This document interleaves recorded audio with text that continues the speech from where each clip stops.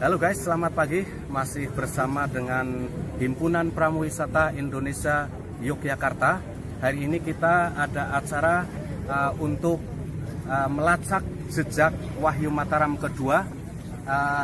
Yang pertama yaitu kita akan mengunjungi Situs Kerto. Situs Kerto adalah bekas keraton dari Mataram pada zaman Sultan Agung Hanyokrokusumo. Kemudian yang kedua kita akan mengunjungi ke Situs Pleret, yaitu bekas keraton dari Mataram pada masa Amangkurat I, guys. Kemudian yang ketiga kita akan mengunjungi ke makam Ratu Malang. Dan yang terakhir nanti kita akan ke Kota Gede dan ditutup dengan sarasehan budaya. Ini teman-teman HPI DIY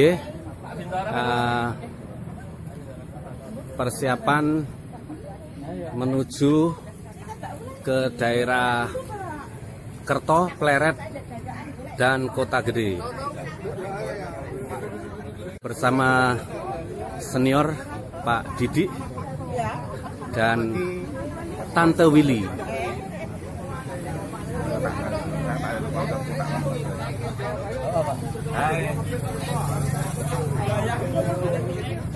Kemarin ada juga mobil, nanti kita pelan-pelan ada forestry.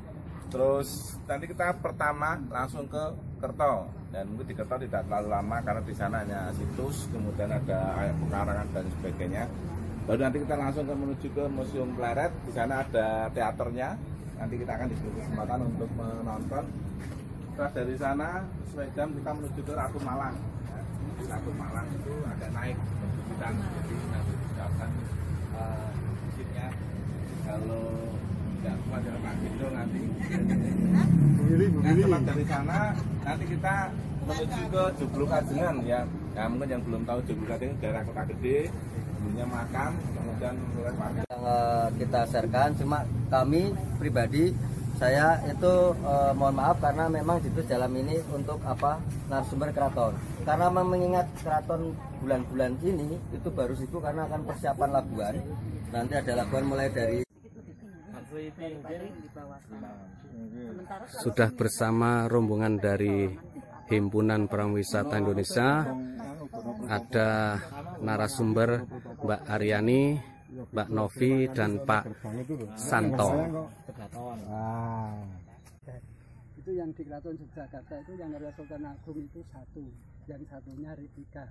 Karena dulu dua, tapi setelah perjanjian ganti itu kan seperti orang pisah ya, itu pembagian Gonogiri. Guys, setelah perjalanan kurang lebih 20 menit dari Yogyakarta, sampailah pada tujuan pertama yaitu Situs Kerto atau situs bekas keraton Mataram pada masa Sultan Agung Hanyokrokusumo tahun 1613 sampai 1645.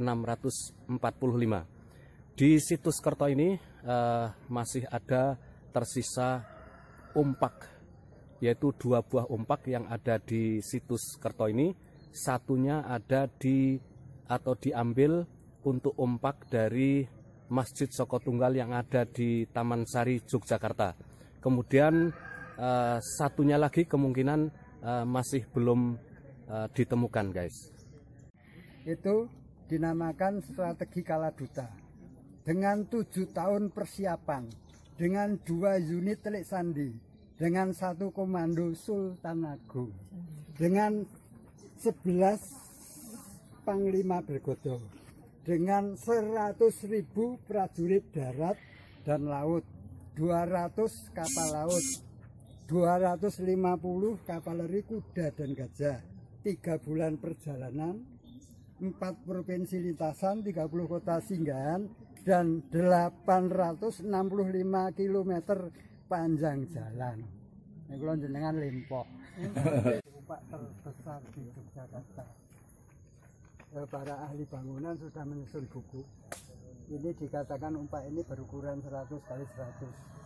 Tapi saya di museum membuat replika, saya ukur yang sebenarnya ini. Untuk replika itu saya ukur dengan dari ini itu lebar bawah itu 85 cm.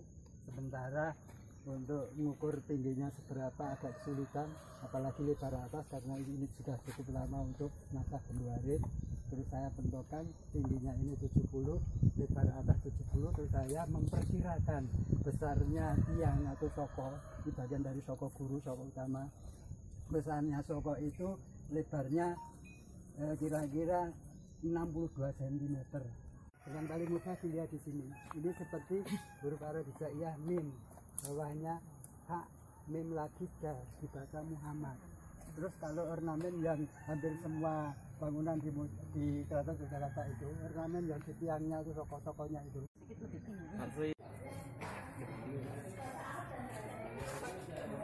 Guys, masih di situs Kerto, kita sampai di Masjid Takorub Kanggutan.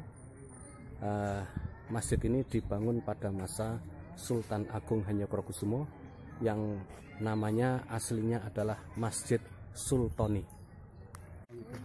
Masjid bersejarah. Terus serambinya ini juga sudah direhab. Itu juga dilebarkan utara selatan ke depan. Dulunya di depannya itu ada pendukung ciri khas bahwa ini bangunan bersejarah. Dulu kanan kirinya depan masjid ini ada 2 pohon kepel. Terus konon juga dulunya ada apa namanya Mbak Kalenan itu? Jagangnya. Ya seperti misalnya Dinas Kebudayaan 2 kali merehab masjid-masjid. Ini adalah prasasti yang menunjukkan hubungannya dengan situs Kerto, guys.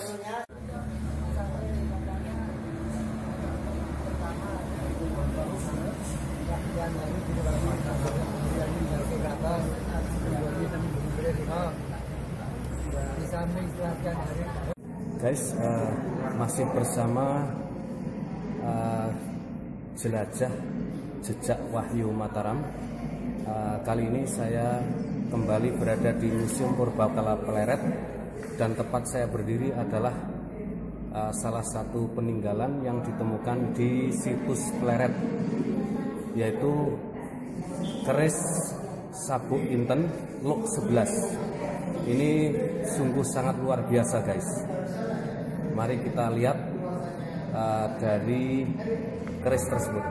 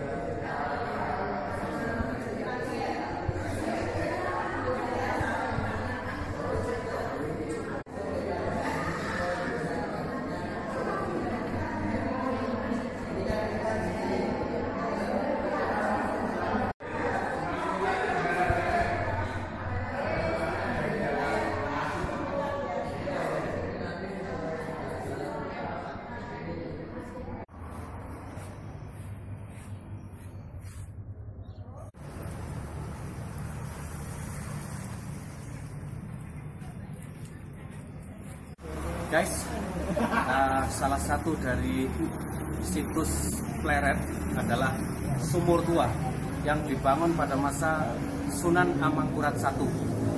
Konon ada mitos bahwa barang siapa yang cuci muka atau mandi di sumur tua ini, kita akan awet muda dan tambah cantik, tambah ganteng, guys. Kita coba.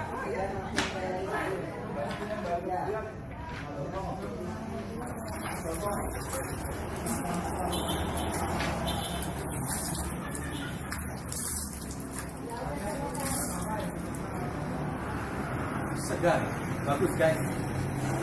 Guys, masih bersama melacak jejak Wahyu Mataram bersama Himpunan Prawisata Indonesia Jogja. Untuk ke lokasi yang kedua, kita berkunjung ke situs Pleret. Di situs Pleret ini adalah kita masih jumpai bekas dari masjid yang dibangun pada masa Sunan Amangkurat I, yaitu tahun 1646 sampai 1677 guys.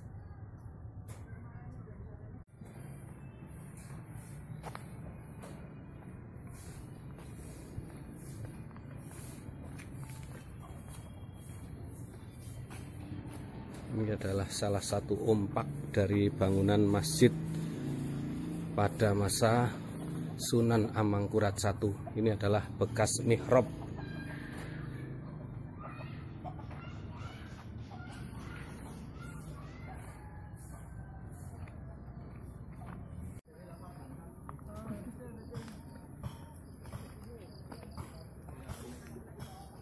Yang puncaknya itu yang sedang moyonya ya.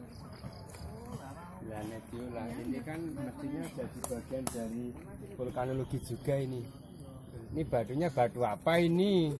Guys, setelah kita berjalan di jalan yang agak terjal kurang lebih 15 menit naik ke Gunung Kelir, sampai kita di puncak Gunung Kelir dan sampailah kita di makam Ratu Malang. Ratu Malang adalah merupakan salah satu dari istri Amangkurat I guys. Ratu Malang juga pada zamannya adalah seorang pesinden yang sangat terkenal pada zaman itu guys. Nanti kita masuk dan akan melihat, akan mendengarkan cerita dari siapa Ratu Malang sebenarnya.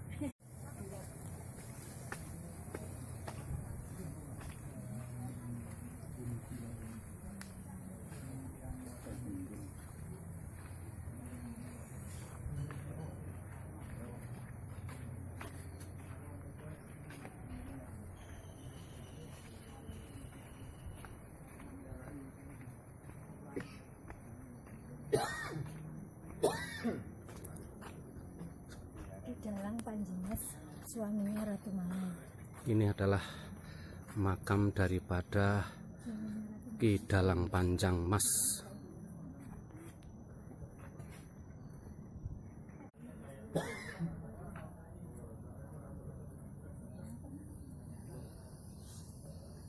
Ini adalah makam Ratu Malang.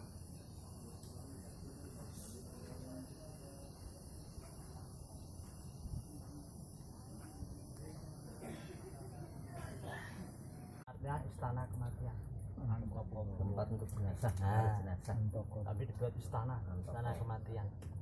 Ini dulu temboknya tinggi, ada atapnya atau ada atapnya. Lalu dia diangkat sebagai permaisuri raja, namanya Ratu Malang. Beliau meninggal, dia dibunuh sama prajurit Amangkurat untuk bermain wayang di keraton. Karena apa? Amangkurat sangat cinta sama istrinya Ki Dalang Panjang Mas. Lalu Amangkurat atau apa? Ki Dalang Panjang Mas suruh bermain wayang di keraton. Sebelum dia bermain wayang, dia dijamu makan minum, dan minumannya itu dikasih racun, sehingga Ki Dalang Panjang Mas beserta kru pemusiknya semuanya meninggal.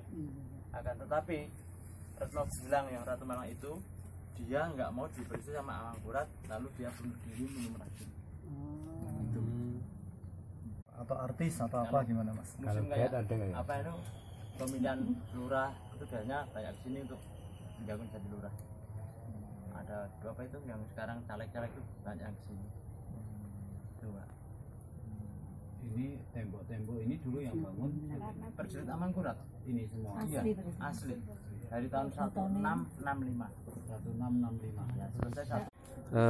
Ini adalah Sendang Moyo yang ada di lokasi makam Ratu Malang di atas Gunung Kelir.